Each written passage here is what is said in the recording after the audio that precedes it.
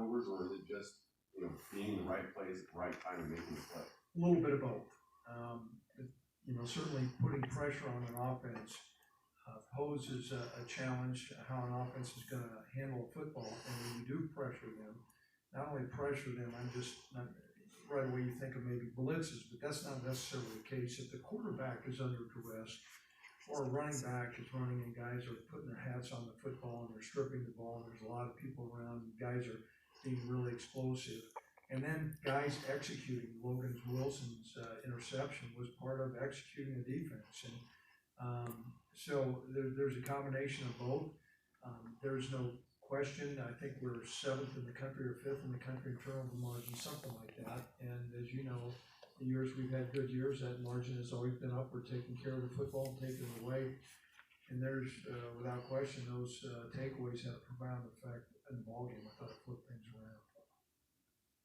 Yes, Dave. You mentioned you thought you'd have town hall. Copy you have him back this week. Will he practice this week? Will you hold him out? Or? That's yet to be determined. I think he's still in protocol, but some of the signs that we're getting are encouraging. I know he was on the sidelines jumping up and down and wanted to be out there on the field, and those things from my perspective are good, but he's still got to go through the protocol. Has Logan started in protocol? Not yet. Yes. Did Titus Swin remind you at all of a guy who used to run here named Brian Hill? Well, they have different styles, but I think Titus runs with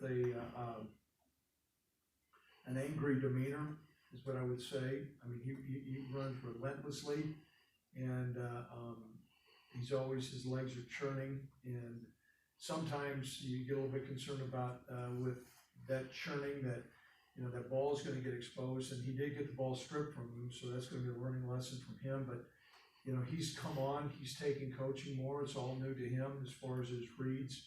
I thought Gordy Haug had done a great job with him during the course of the game on some of his reads. One of his long runs was a great cut that he made with the instruction that Gordy had given him. But certainly the number of tackles, his yak is really quite special, and we're glad to have him. And he's just another arsenal that we have. I think he went over 100 yards, and that's really encouraging.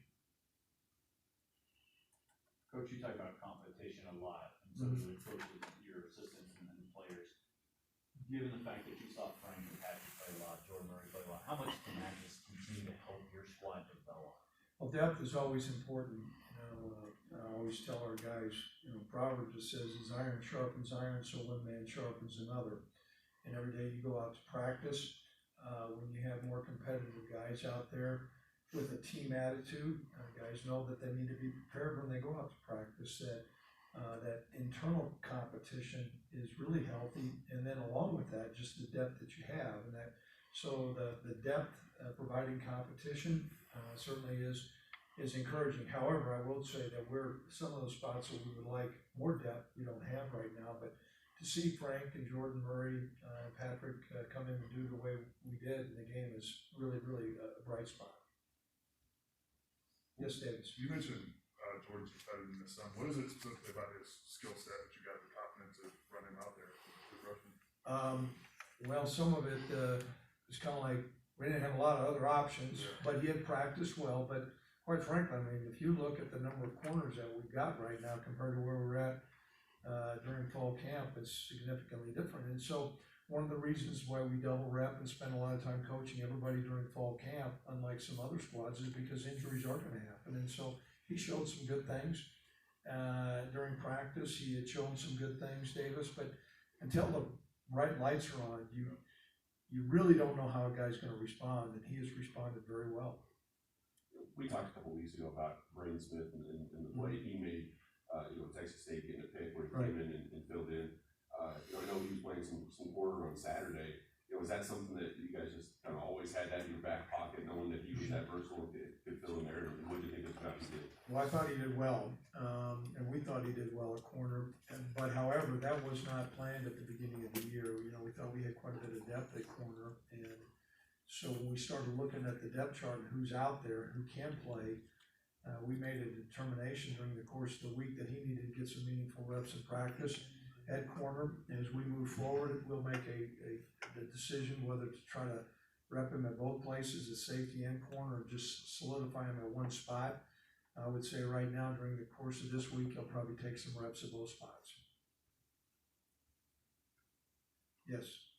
First bye week, do you like, Coach, how the schedule kind of broke up with where the byes are kind of placed, so it's, you know. Well, I tell you what, I would have given a month's salary to move that bye week up going into this last week. Now I'm loving it where it's at. Yeah, you know, coaches are pretty much not only myself, but all my colleagues. You kind of have what you have, and you know the challenges, you know some of the things that you think are somewhat advantageous. I think to have a bye week right now certainly is very timely, and we're going to utilize that wisely.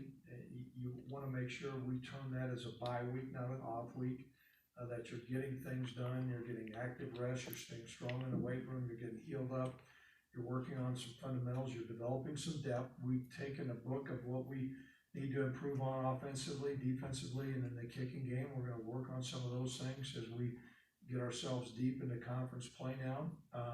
We play in a really competitive conference, and so it's great to have a bye week now, especially when we're going to go out and play I think an excellent San Diego State football team. Is it nice that it's kind of broken the schedule up into different chunks, because you'll play 3 straight and then get a Right. bye and finish? Well, yeah, I like it, and we'll do some recruiting. Certainly some coaches will be out recruiting. I'm gonna be departing, doing some recruiting as well, in-season recruiting.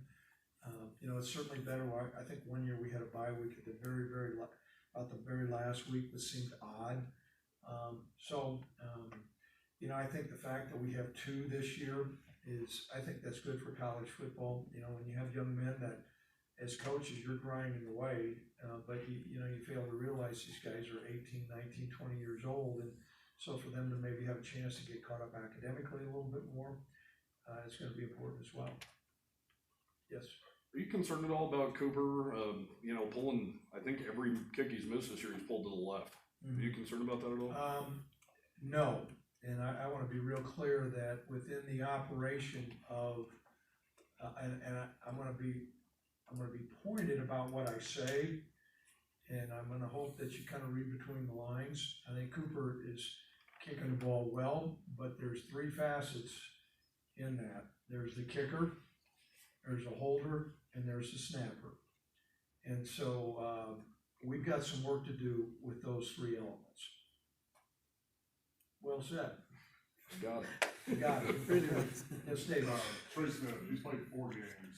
If he were to miss the rest of the season, do you know if there's any possibility of a medical hardship, 6 years? You guys talked about any of that? No, we really haven't. You know, I think we're in the midst of just trying to do what we can. We'll see but I do know it's going to be quite a ways for him to get back. And, you know, the NCAA right now has got, you know, there's different guidelines in the waiver process. I think if anybody can figure that one out, they can solve the problems we got in Washington, D.C. right now. We'll move forward. Trey's, you know, he's in a booth. It's just going to take some time. But, you know, I can tell you, Trey has been a great addition to our football team.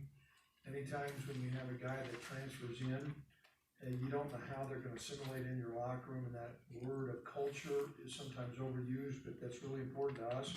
And Trey's been an ultimate team player.